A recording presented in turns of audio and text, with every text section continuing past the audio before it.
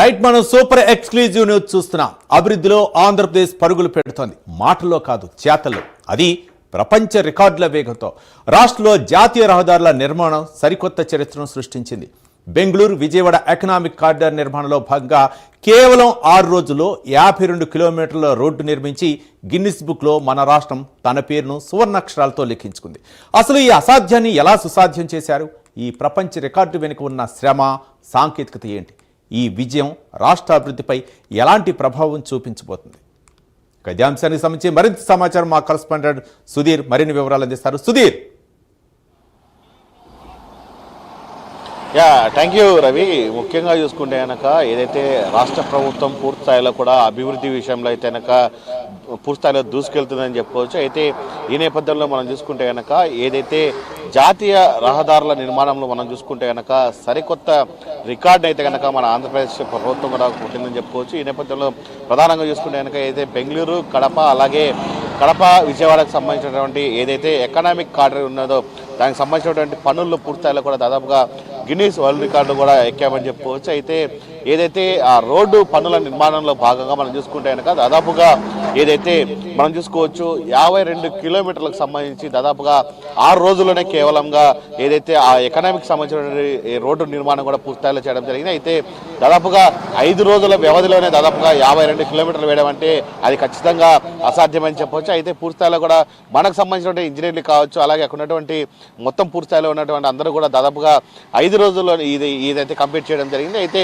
ఈ నేపథ్యంలో ఇది గుర్తించినటువంటి ఏదైతే Guinness book of world record కూడా పూర్తిస్థాయిలో కూడా దీనికి మనకైతే కనుక పూర్తిస్థాయిలో కూడా అవార్డు ఇవ్వడం జరిగింది. ఆ నేపథ్యంలో కూడా అడుగులు వేస్తామని చెప్పుకోవచ్చు.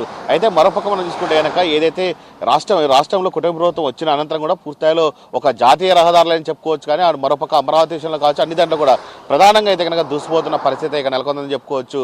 ఏదైతే మనం చూసుకోవచ్చు ఇన్ని రాష్ట్రాలు ఉన్నా కానీ, ఇన్ని రాష్ట్రాల్లో ఎన్ని జాతీయ రహదారులు ఉన్నా కానీ ఎక్కడా రాని ఆ గిన్నీస్ వరల్డ్ రికార్డు కూడా పూర్తిస్థాయిలో ఈరోజు మన రాష్ట్రానికి వచ్చిందంటే అది ఒక కేవలం చంద్రబాబు విజనరీ అని మనం చెప్పుకోవచ్చు. అయితే ముఖ్యంగా ఆయన ఉదయం లేచినప్పటి నుంచి కూడా పూర్తిస్థాయిలో చేసినటువంటి ఏదైతే సమీక్షా సమావేశాలు కావచ్చు, ఆ నేపథ్యంలో కూడా పూర్తిస్థాయిలో ఈ జాతీయ రహదారుల విషయంలో కూడా అటు కేంద్రంతో మాట్లాడి కేంద్రం అటు రాష్ట్ర ప్రభుత్వం ఇద్దరి సంయుక్తంతో కూడా పూర్తిస్థాయిలో కూడా ఈరోజు దాదాపు మనం చూసుకుంటే కనుక ఏదైతే 52 కిలోమీటర్లకు సంబంధించినటువంటి 5 రోజుల్లో వేయడం కూడా ఇదైతే పెద్ద గిన్నీస్ బుక్ వరల్డ్ రికార్డు గా చెప్పుకోవచ్చు.